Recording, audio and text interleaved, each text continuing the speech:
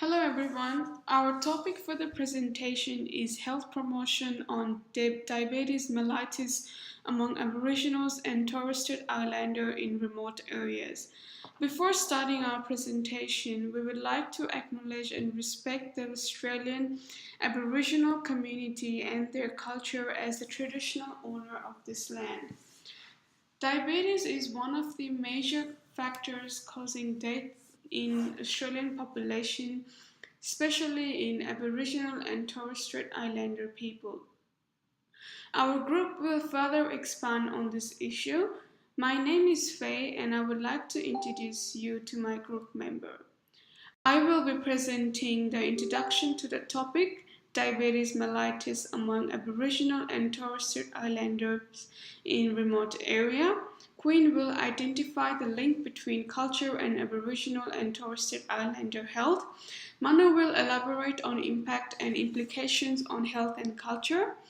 Lastly, Reshma will discuss about the health promotion. In 2012 to 2013, Indigenous Australians were 3 times more likely to suffer from diabetes compared with non-Indigenous Australians. The death rate for diabetes among Aboriginal and Torres Strait Islander people was 6 times higher than for other Australians. I would like to give you the information about the community background in Northern Territory.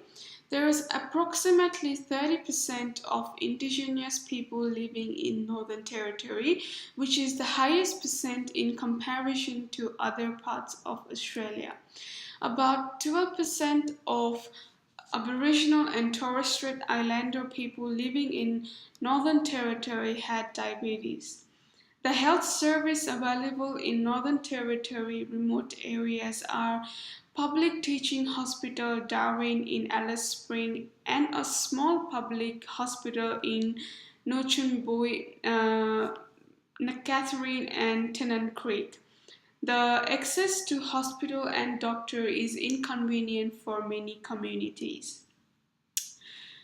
Diabetes is a condition where the body does not produce enough insulin. There are 2 types of diabetes. Type 1 diabetes, which is a non-insulin dependent diabetes mellitus. Type 2 diabetes, known as non-insulin dependent diabetes mellitus. Culture is the way of life in which integrates of common rules, beliefs, attitude, values, and behaviors shared by a group of people and passed through generations. Australian Indigenous culture is the earliest culture in the world, over 60,000 years. Many different Aboriginal communities are living in Australia. However, they share some fundamental principle, a spiritual connection to the land and culture, dreaming time stories, art, music, and dance. Lifestyle is nomadic with hunting and gathering for food. A strong connection to family or kin, a strong connection to community is where they share, care, and a place to belong. Aboriginal and Torres Strait Islander people have strong attachment to the land, which is the central to their well-being. Their belief is everything connected to the land, and oneself is a part of integrated family in this landscape. Disconnection from the land causes major distress, powerlessness, and the loss of identity. There has been cultural clash and conflict since 1788 when British colonized Australia.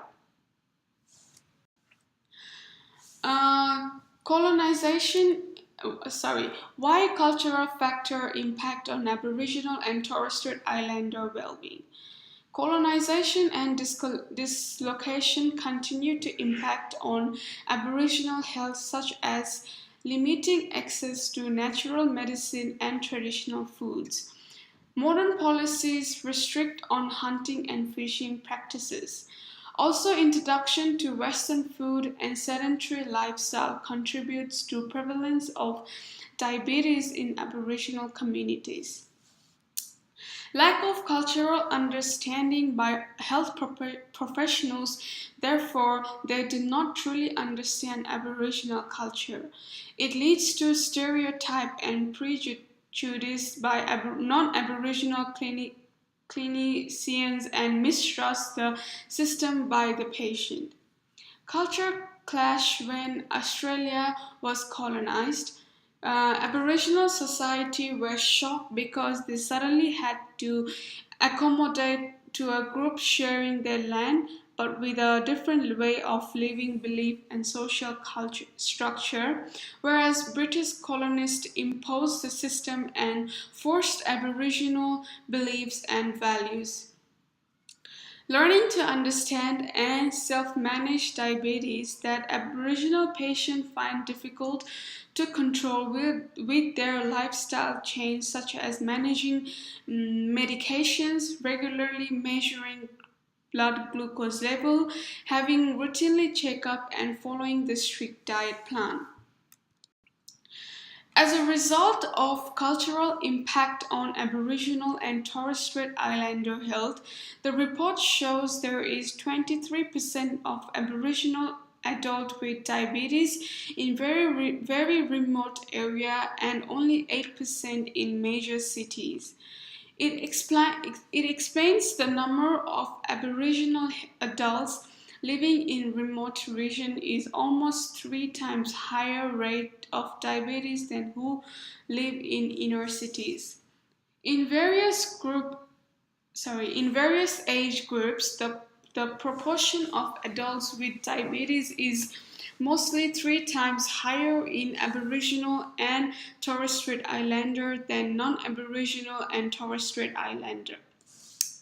This is a significant number. This is a significant number of diabetes in Aboriginal and Torres Strait Islander community that requires an urgent intervention and a holistic approach by government bodies and healthcare system. Diabetes is one of many significant health problems in indigenous community which have a very high number of people across Australia.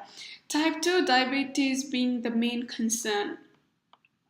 It has been surveyed, and what was found in these surveys was that 1 in 16 Aboriginal and Torres Strait Islander people who were living in isolated towns were diabetic, compared to those living in the bigger cities where there were 1 in 20 Indigenous people with diabetes. Health factors, which include obesity and being overweight.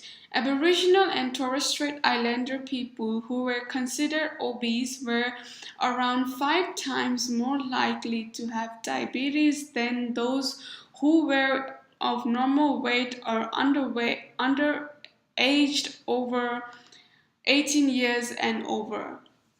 High blood pressure. Aboriginal and Torres Strait Islander adults were more likely to have high blood pressure than non-Indigenous adults.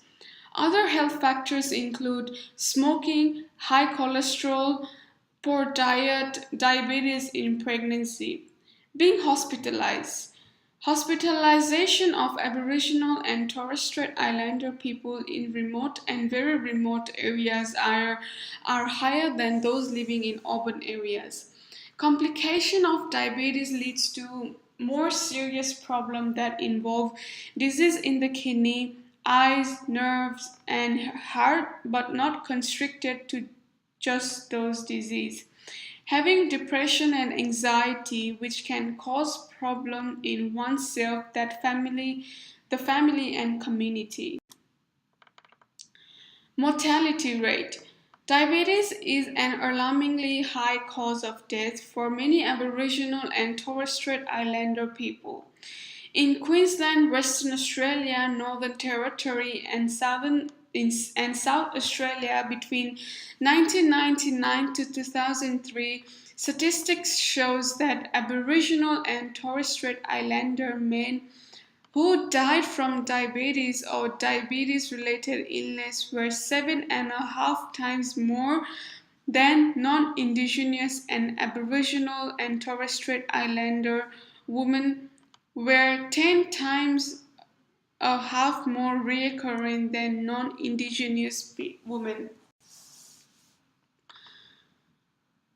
So, cultural implication. Over time, Aboriginal and Torres Strait Islander people decreased their traditional way of living, example, hunting for food, keeping with the traditional in past cultural practices, and encouragement to their traditional to their land.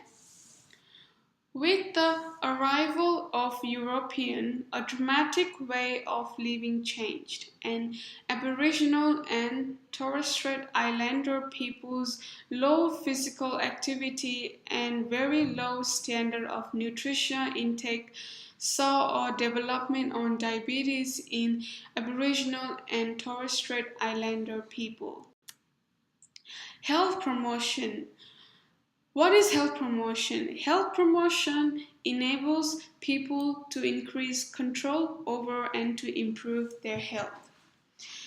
It allows individuals to maintain a complete physical, mental, and social well-being. It helps people to cope with changes in environment.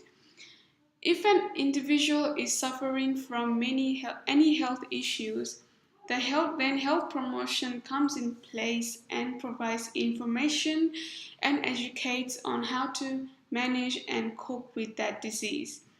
Health promotion also includes empowering individual, strengthening community capacity, and addressing determinants of health.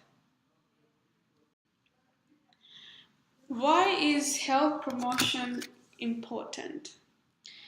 In context to Aboriginal and Torres Strait Islander people in remote communities, they are more likely to disadvantage due to the lack of available healthcare services.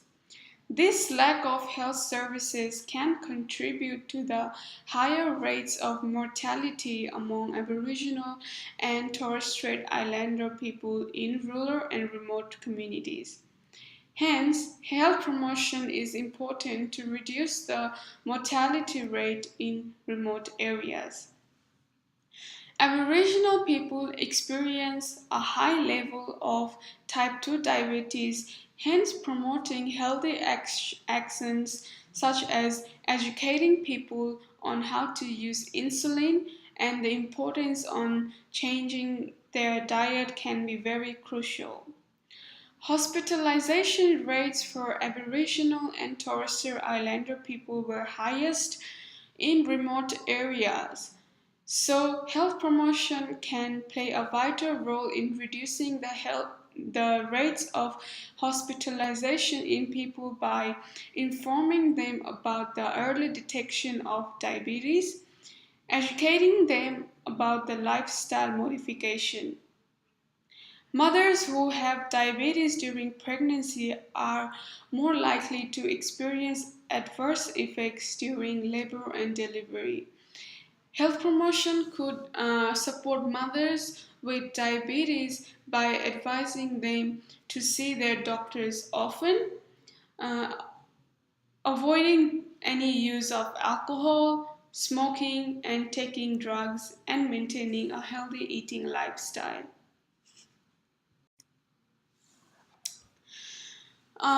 Social determinants of health. Important determinants of Indigenous health in Australia includes the lack of equal access to primary health care and the lower standard of health infrastructure in Indigenous communities, such as homelessness, food, sanitation compared to other Australians. People living in remote areas in Northern Territory do not have an easy access to hospital and doctors. Therefore, nurses play a vital role in the delivery of health services. Social determinants of health impacts social and emotional well-being uh, such as lack of housing supply, education, and unemployment. These leads to trauma, grief, and loss, abuse, violence, racism, and discrimination. Socioeconomic status. Due to unemployment in Aboriginal people, the socio-economic status is very poor in the community. The dietary of Aboriginal people is affected by the socio-economic status. Not enough nutrition being delivered to the body can be one of the common risks for type 2 diabetes. Uh, some programs that can help people with diabetes are Diabetes Camp. This camp provides information to individual on how different ways to manage diabetes, such as by changing their diet and seeing and having a regular checkup.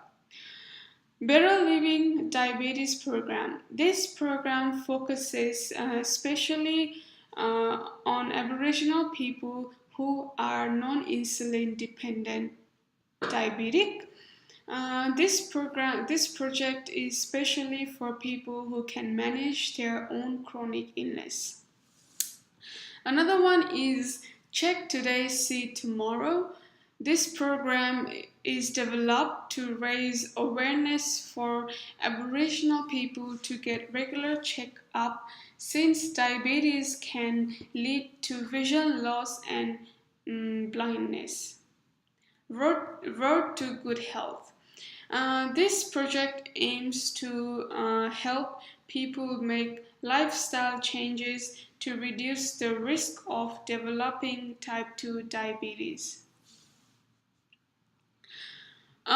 This is a YouTube video which is 5 minutes long, and it is a small presentation about the often complex factors affecting the causes and consequences of type 2 diabetes in remote indigenous communities.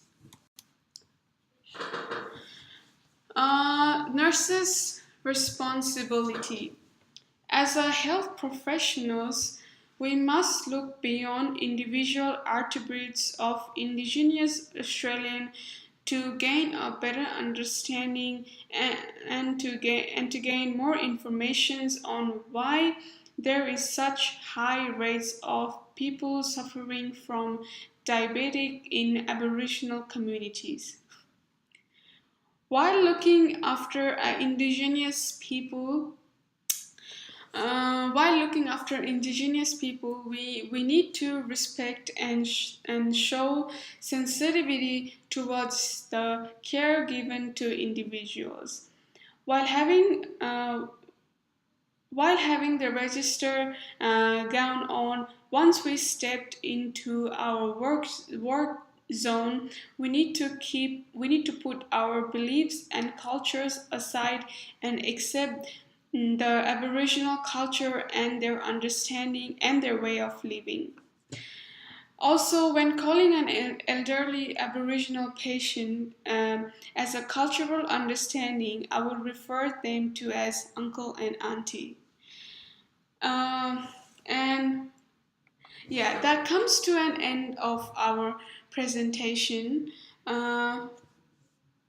And here is and the last slide of our presentation is the reference list. Thank you very much.